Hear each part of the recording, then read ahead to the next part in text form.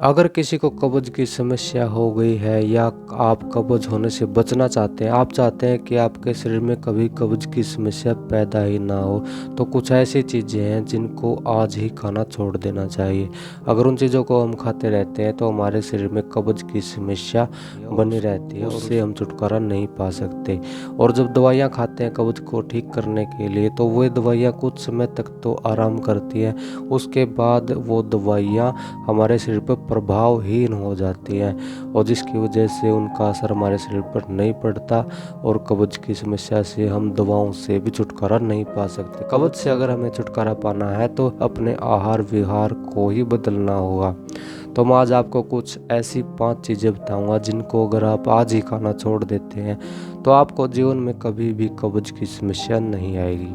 कब्ज़ पैदा करने वाली उन 5 चीज़ों के बारे में जानने से पहले चैनल को सब्सक्राइब और वीडियो को लाइक ज़रूर कर ले ताकि आपको आयुर्वेदिक जानकारियाँ सबसे पहले मिल सके। चलिए बात करते हैं उन 5 चीज़ों के बारे में। सबसे पहली चीज़ है मैदा। जो लोग मैदे से बनी हुई चीज़ें खाते हैं उनको कब्ज़ की समस्या होने का खतरा सबसे ज़्यादा होता है, क्योंकि मैदा हमारे पेट की आंतों में चिपक जाता है। और कुछ लोग जो आटा पिसवाते हैं, आटा लेकर आते हैं, वो बाज़ार का आटा ज़्यादा इस्तेमाल करते हैं जो बहुत ज़्यादा बारीक पिसा हुआ होता है। अगर ज़्यादा बारीक पिसा हुआ आटा अगर हम खाएंगे वो भी हमारे पेट में आंतों में जाकर चिपक जाएगा और जो भोजन के मल द्वार तक जाने का रास्ता है उसको कम कर देगा, जिसकी वजह से कब्ज़ की समस्या शरीर में पैदा हो जाएगी।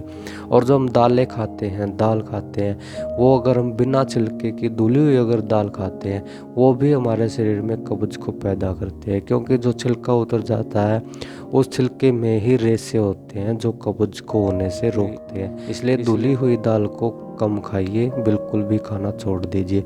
जो भी आप अगर दाल खाते हैं तो वो छिलके वाली ही इस्तेमाल करें। तीसरी चीज़ है बिना छिलके की हरी सब्जियां। जो हरी सब्जियां होती हैं वो हमें डायरेक्ट प्रकृति से प्राप्त होते हैं, पौधों से प्राप्त होती हैं, जड़ों के रूप में प्राप्त होती हैं और उनका जो बाहरी छिलका होता है उसी में सबसे ज़्यादा विटामिन होते हैं। और उन्हीं हरी सब्जियों के छिलकों को जब हम उतार देते हैं उन छिलके उतारी हुई हरी सब्जियों में पोषक तत्व भी कम हो जाते हैं और जो प्राकृतिक रेशे होते हैं छिलके के अंदर वो भी हमारे शरीर को नहीं मिल पाते, जिसकी वजह से हमारे शरीर में कब्ज़ की समस्या बनने का खतरा बढ़ जाता है। कब्ज़ पैदा करने के लिए जिम्मेदार अगली चीज है तंबाकू और धूम्रपान का सेवन। कुछ लोग इतने आदि होते हैं कि जब वो मल त्याग कर रहे होते हैं तो वे बीड़ी या सिगरेट का इस्तेमाल करते हैं, धूम्रपान का इस्तेमाल करते हैं या तंबाकू खाने का प्रयोग करते हैं और उनको इतनी आदत हो जाती है, वो इतने आदी हो जाते हैं कि बीड़ी सिगरेट के बगैर या धूम्रपान के बगैर उनका मल त्याग नहीं हो पाता। इसलिए ऐसे लोगों को कब्ज़ की समस्या सबसे ज़्यादा होती है।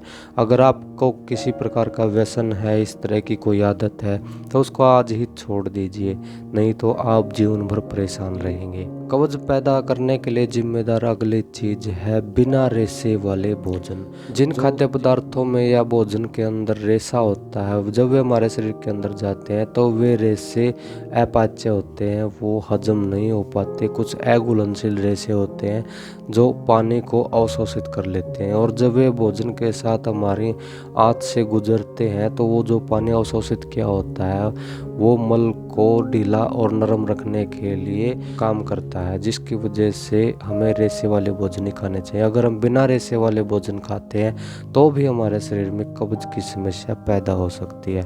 तो ये थी 5 कुछ ऐसी चीज़ें जो कब्ज़ को पैदा करती हैं। अगर कब्ज़ से बचना है तो इन चीज़ों से भी आपको बचना पड़ेगा और इन चीज़ों का आपको परहेज करना पड़ेगा। जानकारी अच्छी लगी हो तो वीडियो को लाइक और चैनल को सब्सक्राइब जरूर कर ले। धन्यवाद।